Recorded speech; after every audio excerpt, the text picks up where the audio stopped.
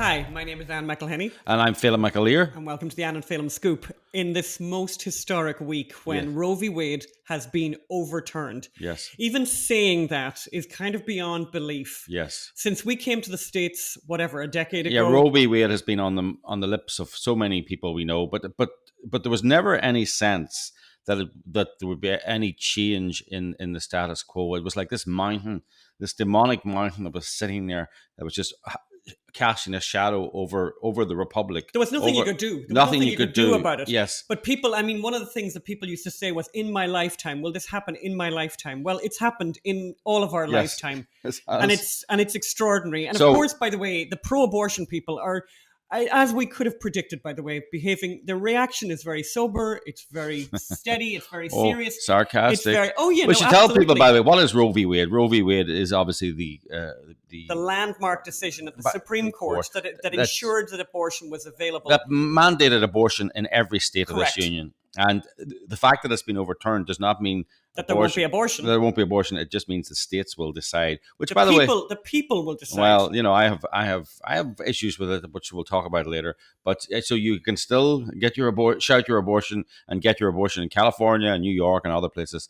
It's just in other states like Texas, you won't get it. Missouri, Mississippi. So yes, as you say, Anne, the left and woke corporations have been reacting very subdued and respectful and really respecting the democratic process. We'll come to that later. So having said all that, our podcast, our Kermit Gosnell podcast, Serial Killer, a true crime podcast. It's about Kermit Gosnell. It could not have possibly come out at a better time. The first episode dropped last Friday. The second episode dropped on Monday there. We're already climbing the podcast charts. We're at number 64. By the time you read this, we'll probably be higher. And later, actually, it's just to let you know, it's a podcast. It's not like this is a podcast. This is interviews with maybe 20 people telling the story of the investigation, trial. And conviction of Kermit Gosnell. And included in those voices, by the way, you've got the Detective Jim Wood, who we're going to talk to later. So Kermit Gosnell was the Philadelphia abortion doctor. And he's America's biggest serial killer also. So he was a drug dealer. He was selling OxyContin. That's why Jim Wood, who I'll be talking to later, was investigating him originally. Then he discovered that women were dying in his clinic. Babies were dying in his clinic. He was allowing teenagers to be his chief anesthesiologist. There was cats roaming the procedure room. I mean, this is a house of horrors. Now, we've made sure that the podcast is not gruesome. If you like true crime, if you like justice, so much. True crime podcasts are very, very popular now. But to be honest, they're popular with the left because most of the NPR's Serial, which is a true crime podcast, has been downloaded 450 million times. 450 million times. But it's about a miscarriage of justice. A poor Muslim boy who's innocent has been railroaded by the justice system, and you get allegedly, which is probably not true. But so, however, this Gosnell story, our podcast, which is called Serial Killer, a true crime podcast, it's about the investigation, conviction, and trial and conviction of a mass murderer, Kermit Gosnell. So you can get it by going to serialkillerpod.com. That's serialkillerpod.com. And it would really help us, by the way, if you listen to an episode right now, serialkillerpod.com. And we're going to be dropping the episodes. There's 2 episodes available right now. Listen to the episode. If you can, please leave a review, leave a rating. It's very, very important to us. It really matters because as we climb the charts, more and more people are going to find out about this podcast, going to listen to this podcast and find out the truth about abortion, by the way. And later on, I'll be talking to Jim Wood, as I was saying earlier, the person who really led to putting America's biggest serial killer behind bars, Kermit Gosnell. And you won't want to miss that interview. He's actually a hero, Jim Wood. And but by the way, everyone involved in putting Kermit Gosnell behind bars was a hero, and we'll be talking about those people as well. And we have a very simple, almost like a non-recipe, by the way, but still something I've recently discovered that probably loads of you do anyway. But anyway, with bacon. and obviously one of our favorite things, bacon. But anyway, we'll do that at the very, very end. But we want to start by looking at obviously, as I said, Phelim, the Yes. very subdued way in which the pro-abortion people have reacted to the announcement of the overturning of Roe v. Wade. And Glastonbury was basically happening at the same time. So yeah, Glastonbury is this festival in the UK that was, I think, maybe back in the day it was all full of young people. Apparently it's full of almost middle-aged public servants now. It's very woke. It's very... Well, this time, by the way, the lead act, by the way, in it was Billie Eilish, who shockingly, by the way, very, very famous, obviously. She's 20 years old, but she's not the youngest person who appeared there. So, I think I got this from Newsweek. So here's a couple of the people who reacted, by the way. Olivia Rodrigo, who's a 19-year-old American singer. And by the way, basically, we're going to have to be very careful how we do this, because the reaction of the artists at Glastonbury was pretty much uniform. They all said the same thing, and it was some version of F you to the Supreme Court. Yes, this is what Rodrigo said. And she was accompanied by Lily Allen for her song. And her song, by the way, is a song called F You, by the way. And here's what she said. I'm heartbroken over what happened in America yesterday. She told her fans, the Supreme Court decided to overturn Roe v. Wade, which is a law that ensures a woman's right to a safe abortion and other basic human rights. I'm not sure what the other basic human rights are that are covered by Roe. But anyway, I'm devastated and terrified that so many women and so many girls are going to die because of this. Do you know what I'm not terrified by? Do you know what I'm not for? And she seems to be missing out on is the fact that actually loads and loads of girls will live because of this. Because, by the way, if in sex-selective abortions, girls come out really badly. Apparently, people all want boys. And I just want to say to all you young people out there, if you're following Miss Rodrigo, don't follow her for legal analysis. Because she's correct. The Supreme Court did decide to overturn Roe v. Wade. And she says, which is a law that ensures a woman's right to a safe abortion and other basic human rights. Roe v. Wade is not a law. It's a judgment of the Supreme Court, which then allowed states to pass laws, and it doesn't ensure a woman's right to a safe abortion and other basic human rights. Roe v. Wade has got nothing to do with other basic human rights, whatever they are. So most of what she said is complete nonsense from a legal point of view, but that seems to be a common theme running through much of what the celebrity are saying. Tell us more about what our betters are telling us, Anne, about Roe v. Wade. So then there's this singer called Lorde from New Zealand. She's 25 years old, and she told the Supreme Court, the United States Supreme Court, what they could do with themselves as well off the stage in Glastonbury. We're going to put up a photograph of Lorde on stage in Glastonbury right now, because I really loved what she said afterwards. She basically said, want to hear a secret, girls? Your bodies were destined to be controlled and objectified since before you were born. Well, it's an interesting choice of outfit she has chosen freely to put on herself there for somebody who's worried about objectification of women. I just think it's quite, it's kind of funny. And that's just her, doing her best. That's just her being who she wants to be. There's nothing objectification. I can hardly look at that picture. There's nothing objectifying about that picture at all. Of course there is. I mean, these people live. I think Magda made the point when we used to talk about politicians breaking lockdowns, and we called it hypocrisy. She said, no, it's not hypocrisy. Actually, it is hypocrisy. But the worst part of it is they don't believe what they're saying. Yeah.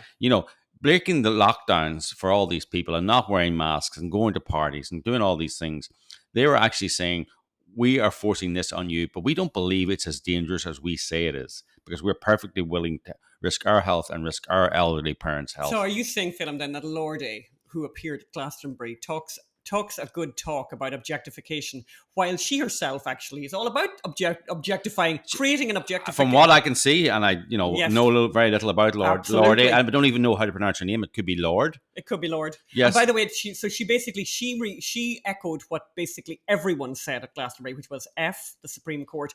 And then she brought on, I love this, by the way, I just think this is very funny. Lord then brought on fellow Glastonbury performers Clario and Arlo Parks to belt out their song Stoned at the Nail Salon. Yes. Great, a song we particularly love, right, Phelim? We're singing it in the car the whole time. That's right. And then Billie Eilish, as I said, Eilish came on stage. Can I just say, Billie Eilish, where I come from, that would be pronounced Eilish.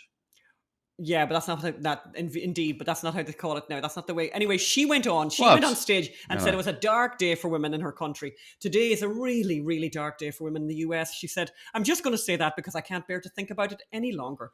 And then Kendrick Lamar, by the way, and honestly, maybe I'm really showing my age. Actually, you know what? I am. I'm sure. So Kendrick Lamar, I have heard the name. Like I'll at least say that, by the way. I have heard the name Kendrick Lamar. He got on stage wearing a crown of thorns made out of some kind of metal. And he, had a chant, "They judge you, they judge Christ. Godspeed for women's rights," before he sang his closeout song, Savior. Meanwhile, this crown that he had created, the crown of thorns, basically to look like the crown of thorns that Jesus had, um, then blood came out of that and he was covered in blood. I honestly, really, I didn't get it. I didn't understand it. But he kept on saying, "They judge you, they judge Christ. They judge you, they judge Christ. Godspeed for women's rights." Yeah. Can you explain that one to me today, Alan? yes, Because you're yeah, very smart. and you see, just you're just not obviously at the same level as Kendrick Lamar. Of wokishness, Yeah, it's just not just level and of evolution. evolution, consciousness. Some kind of consciousness, yeah. Yes. I'm not very sure. The other thing that we noticed, by the way, and PJ Media did a great job on this, by the way. They gave a massive list, and we'll have the link up there on the show notes of the companies now. And this is an incredible thing, by the way. And I think this is something that we need to all be kind of paying attention to. Of the list of companies that now will pay their employees handsomely to have an abortion out of state if the state in which they're working has laws that are outlawing or limiting the access to abortion, whatever. And one of them, by the way, Dick's Sporting Goods, and I thought this was very good. And by the way, this story came from Breitbart.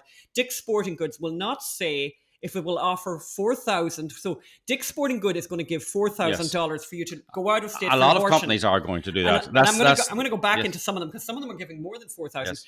But they're refusing. Dick's Sporting Good, and maybe you should bring this up with Dick's Sporting Good wherever you are in the country. Dick's Sporting Good are refusing to say whether they would give $4,000 to someone who's going to have a baby. Yes. Who's actually going to have a baby. But they've said they're going to give $4,000 to help people travel to another state. So basically, you've got Amazon will cover up to $4,000 of employees' travel expenses. Amalgamated Bank, Apple, Box.com, Bumble, Chobani, the yogurt company, Citigroup, Comcast. Comcast NBC Universal reimburses up to $4,000 per trip, up to 3 per year. Wow. Up to 3 per year, 3/4, $12,000 a year with an annual cap of $10,000. So they're anticipating that somebody would be having multiple abortions in the 1 year. Unbelievable. Condé Nast is also going to do it. And also, by the way, Condé Nast, of course, just to show how super woke they are, they're also going to pay your expenses for gender care. So we know what that is. Have to, I mean, if you go, let's just say you get it for abortion, you have to come back like with the fetus as proof? I presume you've got or do you have, and if it's gender care, do you have to sort of take pictures to show you don't have... Oh, stop it. Don't say it. Don't even finish the sentence. But I mean, I suppose you've got to produce receipts. I don't know. DoorDash, Goldman Sachs, Hims and Hers. Oh, by the way, look at Hims and Hers. I don't even know who they are. When it's not selling birth control and boner pills, this is PJ Media I'm quoting from. The internet health company will reimburse up to $6,000 in travel expenses. Kroger, Levi Strauss, JP Lyft, Morgan, MasterCard, Match.com, Meta, of course, Nike, Netflix, Patagonia. What did we say? Patagonia. Patagonia, of course, will add to that. Patagonia will pay all abortion-related travel expenses, and also they're going to post bail for anyone who gets arrested protesting. And then Power Home are doing it. Whatever. Salesforce, Starbucks, Tesla. By the way, disappointing. Uber and United Travel Agency. No, Talent Agency. Sorry, United Talent Agency. Which is also now becoming a travel agency, obviously. That's a very good film. Zillow, by the way. Oh, look at Zillow. So I'm going to delete my Zillow app right now. This is why I wanted to go as far as to can the everyone see my Zillow app here? I'm going to delete it off my phone as we speak. So Zillow, the real estate shopping site, reimburses employees up to $7,500 for travel to get an abortion. Or for gender bender treatments, according to PJ Media. But, delete app. I'm now deleting the app. But basically, can I just say something here, Philip? Like, $7,500. This is an incredibly large amount of money. Can you imagine someone? Because a lot of people are saying that the reason that people are forced into having these abortions is that it's a poverty thing, right? Yes. $7,500 is a significant amount of money, and I think it's really important that people go and look at those companies that are going to hand over money for people to go out of state to have abortions and ask them the question: would you give the same amount of money if the woman said to you, I want to keep my baby, but I'm having a problem paying the rent or whatever. But also, are they going to do that? Also, it's like, so these employers, whilst they're doing this, they're also issuing press releases saying they're in the middle of an unprecedented labor squeeze. They can't get workers. Where do they think workers come That's a from? really good point. I mean, there's been 60 million abortions in America since Roe v. Wade was And that's passed. conservative. That's conservative. Actually, we know that's not true because we know lots of abortion doctors who don't fill in the paperwork. And they're not required to. And they're not required to. So there's more than 60 million. Like, that's a lot of employees. That's a lot of consumers. That's an amazing portion of America that's no longer around, that doesn't exist, that could be working for these companies, that they could be nurturing through their early life. Totally. But they choose death. They choose death. And they choose the death of their own company. Yeah. So you should there should be a sticker on these companies. We're choosing death. We're the company that are choosing death, because if they're not, it's unbelievable. And by the way, they're in favor of choice. By the way, sorry, that doesn't come my point. They're in favor of choice. Well, what about the choice to keep the baby? Are they going to support that? Are they going to support all choices? No. This is, just kind of incredible. But by the way, just want to go back to talking about the podcast. So the podcast, as you know, has come out. We're going to talk. Phelim's going to talk in a minute to Jim Wood. But people have been reacting really, really, really positively to it. And we've had some really fabulous reviews already. Elizabeth Gowan, who wrote to us and said, basically, I wanted to thank you. I was pro-life by name, but didn't really do anything until I read your book, Gosnell. And I have heard many, many, many people like me since the Dobbs decision. Your work on Gosnell was a turning point for many people, and you should consider yourselves an important part in the work of abolishing abortion in the United States. Thank you and God bless. Well, thank you for writing that. That's really kind. And then we have, on Twitter, we have people like Leticia Velasquez, who wrote, I am so grateful for your excellent journalism. The world needs to know about monsters like Gosnell. Now, and basically, yes. And she goes on. Just, by the way, just to say, she actually says, I'm crazy trying to find part 2 of Gosnell. That's because it hadn't dropped at that stage, Letitia. So go to serialkillerpod.com to get the Gosnell podcast. Yeah, and then another person on Twitter writing, this story is like nothing I've ever read. The lack of news coverage may be even more crazy. Another person, Joan King Jones. This is an amazing case, and Anne McElhenney does a great job unpacking. Actually, let's play the trailer now, right? In between these reviews, let's play the trailer. My name is Anne McElhenney, and I'm an investigative journalist. I've never covered a story like the case of Philadelphia's Dr. Kermit Gosnell. I thought that I was among the most qualified and highest skilled providers. And to realize what it was he was doing and how horrific it was. It was a mill. It was a murder mill. The night they came for me, no one told me. I just took to Twitter. I would look at a reporter and I would ask them personally, why have you not covered the Kermit Gosnell story?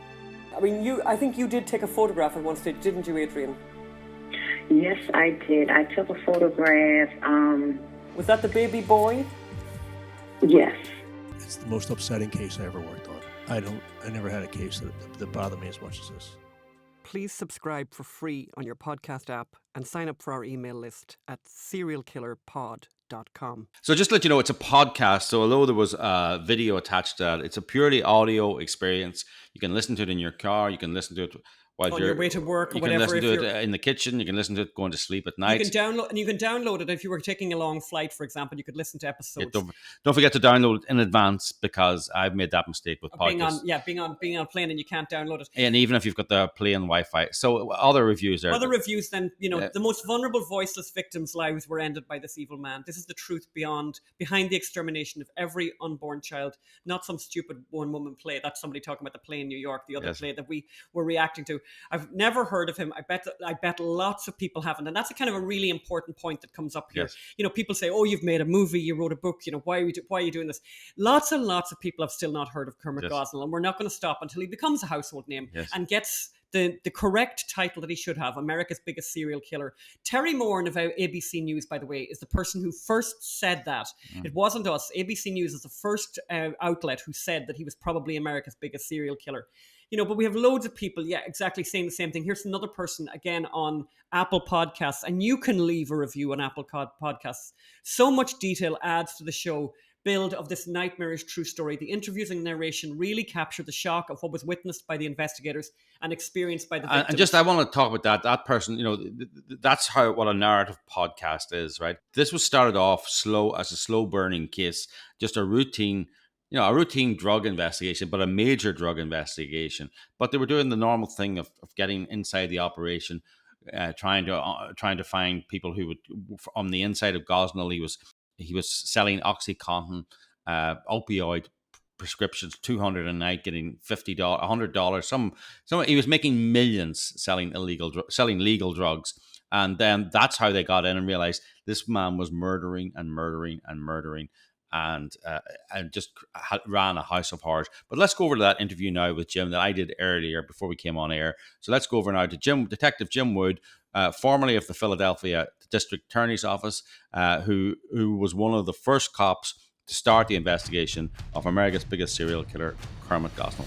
Okay, so we're joined now by Detective Jim Wood, and as I said in the introduction, there's no one more responsible. In fact, he is the person responsible for the Kermit Gosnell case. He's the person responsible for expanding the Kermit Gosnell case beyond the drug investigation when he discovered the story of Carnamaya Monger and followed that up. So welcome to the show, Detective Jim Wood of Philadelphia. Thank you. Good to be here. So you've listened to the first episode of the podcast, have you? Yes. Yes. What do you think? What's your opinion of it? Oh, I thought it was outstanding. And I talked to Steve Doherty, and he's the one who kind of showed me how it worked. And he said, when you look at it, even though we know the case, it is that much more interesting hearing the way it was you guys put this thing together. And it absolutely was. I kept on the edge of your seat waiting for the next episode to come out. That's the way Steve described it to me, and he was absolutely right. Well, praise indeed. Yeah, I suppose, you guys were in the middle of it. You didn't see it probably as a story, although I suppose every investigation is a story, but you didn't see it as a story. And I suppose you've moved on and done other things, and to hear the other voices, maybe the voices that you didn't hear at the time coming in, I think it's compelling, the podcast. So just, I want to give people, people who haven't listened to the podcast, more about your background. This was a drug investigation of Kermit Gosnell, who was, at the time, one of Philadelphia's biggest opioid dealers, by writing hundreds of fake prescriptions every night.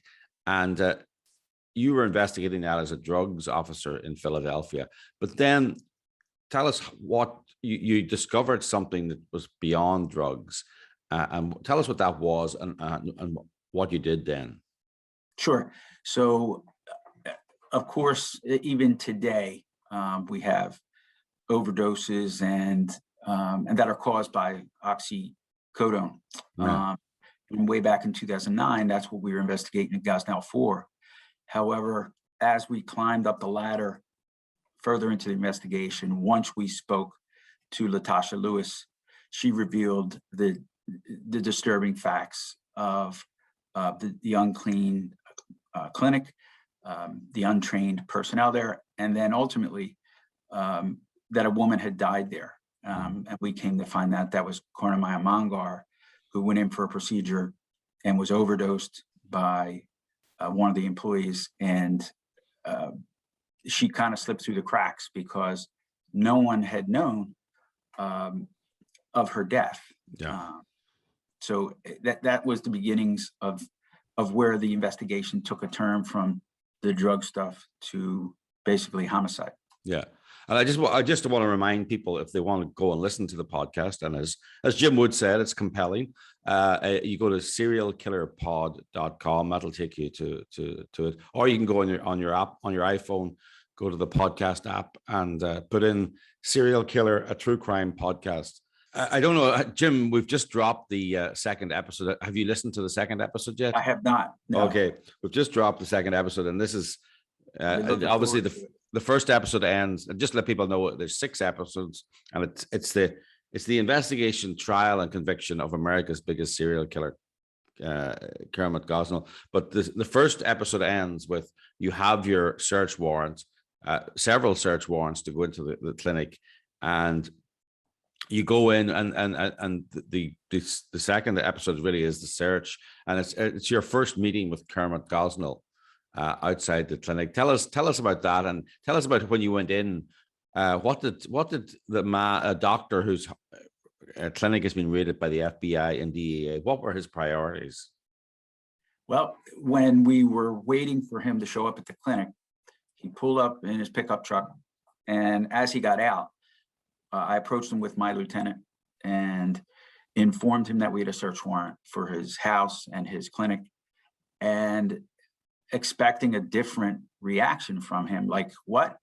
Yeah. Why?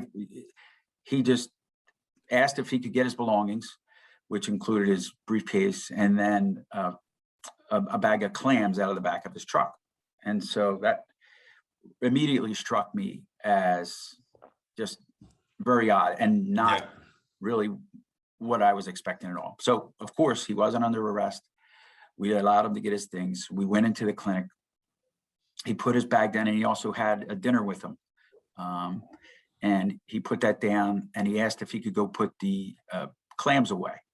And we're like, sure, go put the clams away. So he went to put the clams away, and he came back with 2 clams in his hand and walked over to the fish tanks that were in the front of his clinic that had big turtles in them. And he literally just cracked the clams together with his hands and emptied the contents into the fish tanks, which again, I'm thinking to myself, if someone told me they had a search warrant for my home and my clinic, and I'd be asking why. It was just a crazy reaction. You would let the turtles wait a while before they get fed. A little bit. You'd let them get hungry a little bit. You'd try and work out what was happening first.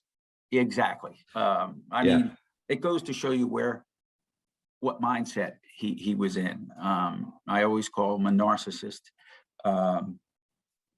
And I don't know what other I'm not a doctor. I can't diagnose someone, but I think other people would find that odd. Yes. It's very, just to kind of go off on a tangent. I was searching over the weekend for stuff on Gosnell, and I came across this website. It's a site called God Awful Movies, and it's basically 2 or 3 comedians making fun of Christian movies, right? And somehow they decided that our movie Gosnell was a Christian movie, which it's not, but it's a crime movie. But anyway, so they spent an hour and a half going through it almost frame by frame, making fun of it and calling it ridiculous and all. But the most ridiculous thing of all was the turtles for them. That we had brought in these turtles, and there was a metaphor about the turtles, and what was the turtles about? Why did we bring? And it's like, and I feel like writing them saying, it's all true. That's probably why they're making fun of it, because they can't believe that's it. They can't believe it. They thought we'd gone to this extraordinary length to invent Kermit Gosnell's behavior with his turtles. And the fact that the prosecutors, whilst trying to prosecute Kermit Gosnell for mass murder, were also having to file things with the Department of Agriculture and the Department of Endangered Species to move the turtles, because you just couldn't go in and take the turtles and move them because they're endangered species. So you had to go through. There was more paperwork generated by moving the turtles than there was, I think, in inspections in Kermit Gosnell's clinic for the last 20 years. So anyway, so yes, that's incredible. Well, the truth sometimes is stranger than fiction, right? Yeah. Yep. So you got in there, and just for people who don't know, tell us what it was like. And this comes out in the podcast in episode 2, where you can listen to it on serialkillerpod.com. So sure. So again, we were taken aback by his reaction to the police telling him we have a search warrant. And then it was mayhem in there. It was crazy because you had several agents, detectives. We actually brought nurses with us. There were patients in there. There was patients' family members in there, and there was also clinic workers in there. So you can only imagine the chaos that was going on, because we were trying to get all the workers in the clinic, separate it, clear all the patients out as quick as we could, and then interview the workers and Gosnell to try to come up with what was actually going on in the clinic. A lot easier said than done, though. What was the clinic like? Describe the clinic. Just, I mean, people can listen. People can get a great description, multiple angle, multiple viewpoint description from the podcast. But here, you give us a little taster of what's in the podcast, please. So you walk into the clinic, and first thing that hits you is the smell, a combination of just god awful smells, urine, bodily fluids, death, and then the sight of the clinic, the dirty floors, the dirty instruments, the old oxygen containers that had dust on them. It just was not what you would expect a doctor's office to look like, or even a clinic. It was 3 stories of 3 properties combined on a like triangle. And it was a maze going through, and every floor that you went to was similar in how disgusting. I've been in, I don't know if you know this, Jim, I've been in there.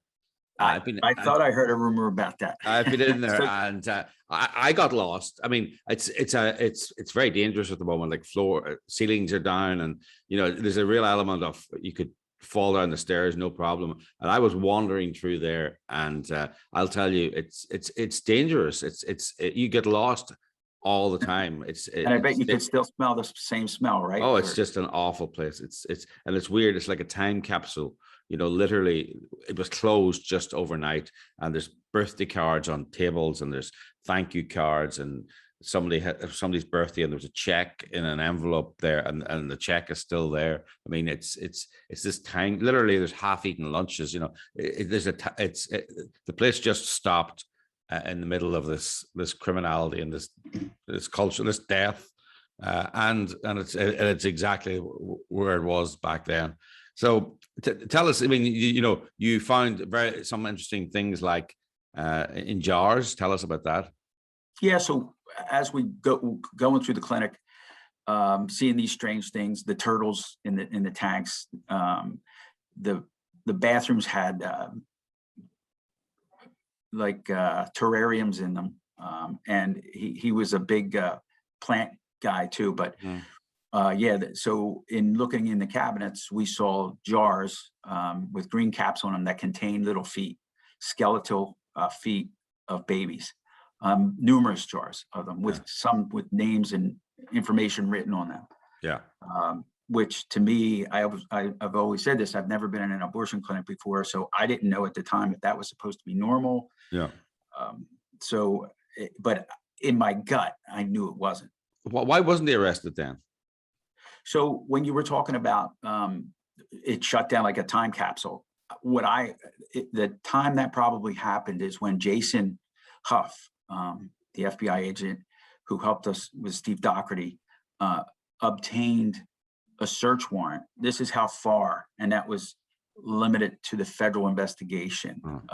April of 2010, we went back with a federal search warrant to get the second trimester files. And they had been moved, but I think that's the point when the clinic was finally done, because we had taken his license away, and I'm trying to think. I think he also surrendered his DEA registration. At that point, we still were gathering all the information because we didn't know what we had. Even the DAs weren't sure. And that's why I mentioned the federal stuff, because Jason wanted the federal government to proceed on the abortion violations. And at the time, you were only going to get so far with the federal investigation because of the politics involved. Yeah. Luckily, it bounced back into the DA's hands. Christine and Joanne and Ed did a tremendous job putting the case together, and they put it into a grand jury. So when you have all this information that you have to disseminate and put together strategically, I think one of the biggest things is getting the grand jury together and putting all the witnesses and the workers there, which told the true story of what happened. When it came all together, the grand jury was incensed, and that's why they came out with the recommendations that they did. So having that said, it took about a year before we were able to get the indictment on Gosnell. Yeah, and then he was put in prison and with no bail, and that was really the last time he tasted freedom. We've been in prison. We've met Gosnell. We've spoken to him a lot on the phone. He's a great talker, isn't he? Oh, absolutely. I told Ann years ago that you won't be able to shut him up. I think that's part of his narcissism, where he tries to explain things away. And in the one interview, which I always go back to, he could explain the death of Carmine Mongar a little bit. Then he could explain why he would do certain things. But what he couldn't explain is why he showed the women how to put the ultrasound wand in a certain way to make the baby fit within the 24-week limit, which is the Pennsylvania state law. It has to be within 24 weeks. There was no reason. So he wriggled around that one. And that's when he went on the tangent about talking about the doctor from Colorado who was his friend who did the late-term abortions. But when you paint him into a corner, you can get him to shut up. Yeah. Funny, we found that too. And as you'll find in the podcast, he's kind of a bit more loose now and kind of admits to some things while still maintaining his innocence, but admits doing various things and admits, he's definitely hasn't got a story quite as straight as he used to. But even then, when we met him and we met him in prison, we knew a lot of this case. And I think he thought we were just, typical journalists who had superficial knowledge of something. And when he would say something, we would say, well, that's not strictly true because of this. And then he would sort of say, oh, you know a lot about this case. And it's like, so we were able to pin him down, and he does sort of, you can catch him because he likes to talk, and what he did was indefensible. Just to let people know, he was charged with 7 murders. In the end, he was convicted of 3 murders. Isn't that right? Yeah, 3. Yeah, 3 babies. Actually, I suppose I should talk about the podcast. The podcast, just to let people know, the podcast, although it is a horrific story and there's a lot of horror in it, the podcast is not horrific. The podcast is very listenable. Just like the movie was very watchable. I was just going to comment on that. It reminded me of the movie, how you explain in detail, step by step. And I think that's important for people to understand. This isn't something you can just, when I give interviews, I find it hard because every time I'm asked about what happens when I first go in all the way to the end, there's so many different things that come to my mind, crazy things. And sometimes I miss it, but this podcast goes step by step, and it will show you exactly what happens from beginning to end. Yeah, and funny, the podcast format suits it perfectly because it allows you to take the time to tell the story and allows multiple voices, because it was a team effort, actually, as you talked about earlier. I mean, obviously in the movie you're played by Dean Cain. And he's the hero, right? And to a certain extent, you are. To a certain extent, we do believe you are the hero. That you were the person who took up Carmine Mongar's case. There would be, you wanted to get her justice. Carmine Mongar, just to let people know, was this immigrant woman who spent 20 years in a refugee camp in Bhutan, and arrived here and was dead within 4 months in Gosnell's clinic. And there wasn't even as much as almost a death certificate, a death report. No one seemed to care until you came across her case.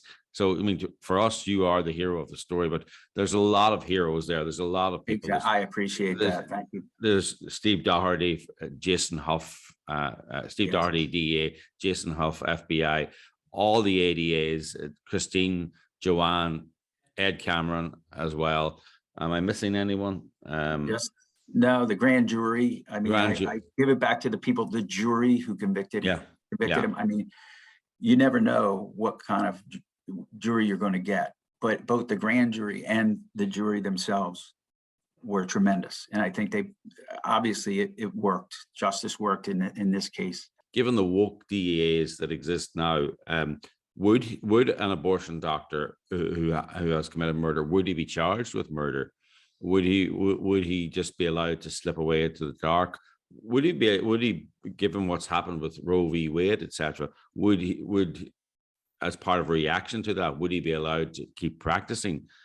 Because as we see now, the priority now is to keep abortion clinics open in blue states. Back then, though, back in the ancient history of 2013 and 2012 and 2011, the criminals were still there was still an element of justice, and criminals were taken to court, and Gosnell was put in prison, where he is now. And he's doing well. I want you to know we talk to him regularly. We've talked to him regularly. He's got lots of friends there. He's in the poetry class. He made it into the poetry class. He made it into the poetry class, yes, and he's writing poetry. Just to let people know, that was one of his biggest problems when he first went to prison. That the poetry class was always oversubscribed. I don't know. He was reading the Quran last time we talked to him as well, in three different translations. So he's a deeply creepy person. He's in prison, and that's a good place for him. He hasn't showed any kind of consideration on what he did is wrong, I guess. No, he's 100%. And as you'll hear this in the podcast, so don't forget, you can go to serialkillerpod.com. Thank you very much, Jim, for coming on the show. It's my pleasure. I love talking about this. I mean, you guys have done a great job yourselves with everything you've put together, the plays. We enjoyed coming up. My mother and sister enjoyed the play so much, and they're going to look forward to watching the podcast. Yeah.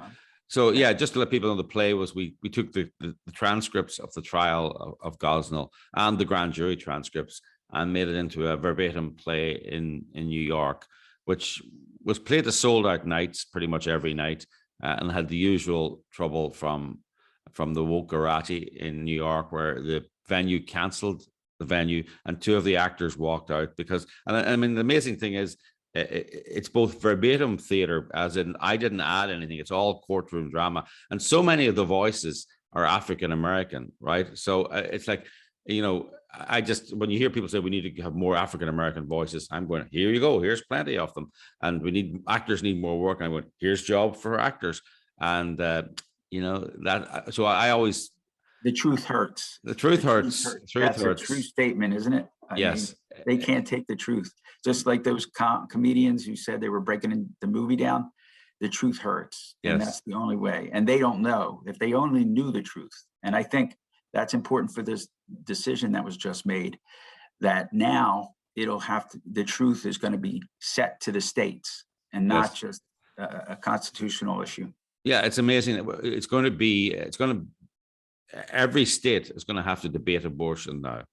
And that's going to have to look at all the 4D ultrasounds of these babies moving around and then let them pull the switch, so to speak, because I think it's going to change a lot of minds. Yes. Just like if everybody looks and listens to the podcast, they'll understand it because it's spoon fed to them. Some people need to be spoon fed. Some people just get it. But when you have all the information that you do and you do your duty as a reporter, this is what's supposed to happen. The truth comes out.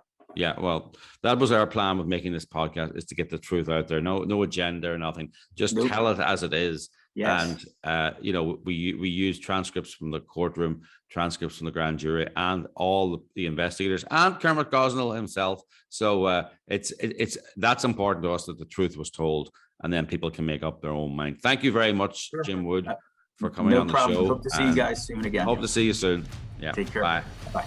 Jim is just great, and we could talk to Jim forever. I mean, he's such a gorgeous person.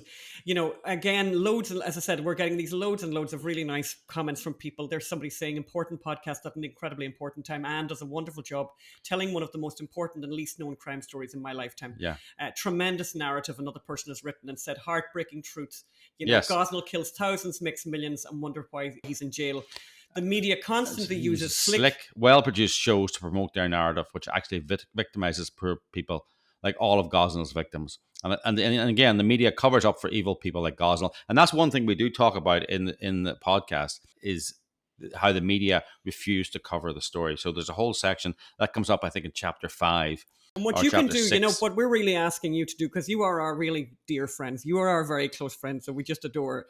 You might be surprised at how many people are on your database. You might be surprised how many people you have in your contacts. And you can, like, if you want to help us, and I know, like, a lot of you send us donations, please do send donations to unreportedstorysociety.com. You can donate online, and we have a donor who's actually going to double everything. So if you would do that, that'd be great. But the other thing that you can do that doesn't cost anything is you can grab the link, and we'll have all of the links available. Send them out on, first of all, you can text them to people as a text message, and they can just click on that and it'll come up on their phone. So you can send it as a text message, send it as an email, send it to everyone that you know. And also, please share it with young people. You possibly don't know this, but very young people are listening to true crime podcasts. And they're, like, for example, as Phelim said, the NPR show Serial, which was downloaded 450 million times.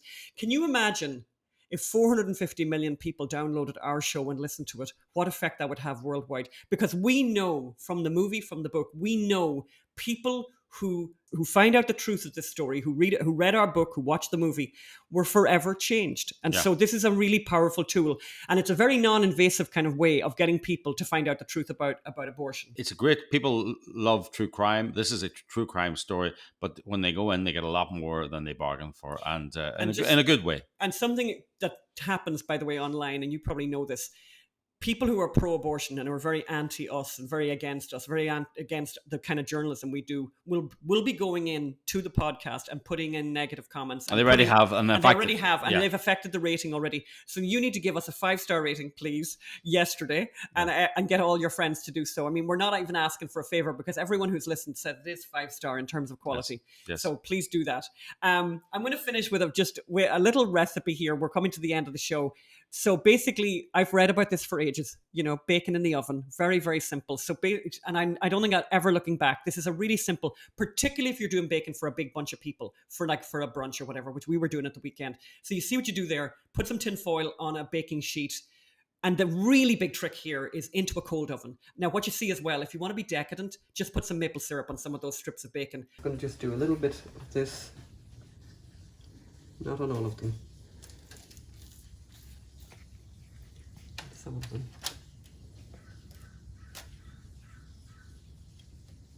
Oh God. Get that into the cold oven. Heat the oven up to 400 and walk away. Now, every oven is different, and it's so important to say that to people. So keep checking on it. But we're looking at between 10 and 20 minutes. And you decide, because some people like it super crispy. We went for super crispy. And it's just so simple. And because you got the tin foil, super easy to clean up. Highly recommended. We want to say, we would wish you the very happiest ever 4th of July with whoever you're traveling. I hope if you travel, that you get there. I mean, the airports are meant to be crazy. We will be spending 4th of July with Magda and the family down in Texas. Can't wait to get there. And look forward to talking to you guys next week. So please have a wonderful forward weekend. the podcast. Go to serialkillerpod.com. Forward that link to 10 people in your database, to 100 people, to everyone in your database. Let's get the numbers up. Let's get the reviews up. Please go there now and leave a review on the Apple Podcast app. Go to Serial Killer, a true crime podcast. Leave a review. And serialkillerpod.com. Serialkillerpod.com. Thanks. Bye. Thank you. Bye-bye.